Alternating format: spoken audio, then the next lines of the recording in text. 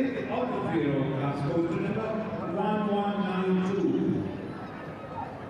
Owned by Mr. Heinz Beacon, with Alento Padler and horses, but the horse will call the journey from Germany.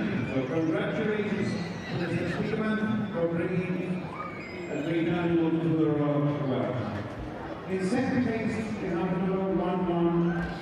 Dyma ni, Thomas Jones, wedi wneud ei waith yn wych y bore yma, ac yn sicrhau y wobr gynta i Alianto Gambler yn eiddo i Heinz Speakerman o'r Almaen ac yn dod yn fuddigol, gyda'r adran dy a'i ebol tair blwydd oed.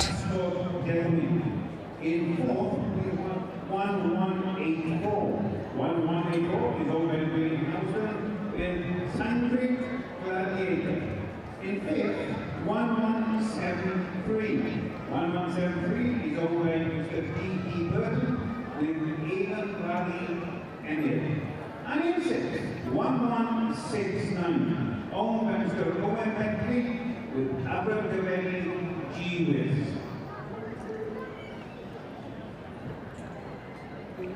A wonderful lineup of 3-year-old colts, and topped by a 3-year-old colt who made the journey all the way from Germany.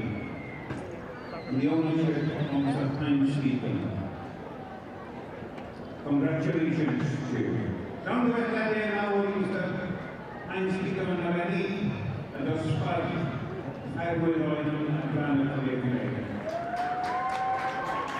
Na chi, Thomas Jones o Landysil yn dangos yr ebol tair blwydd oed ddath i'r brig gyda'r adrannau y Cobiau Cymreig. Dyma chi Alianto Gambler ac yn eiddo i Heinz Speakerman o'r Almaen yn cipio'r wobr gynta. Great show of 3-year-old colts. Come with me now. I bawb yn ysgolhaig yn yr adran y Cobiau Cymreig yn 3 blwydd, y bolion 3 blwydd oed. Felly,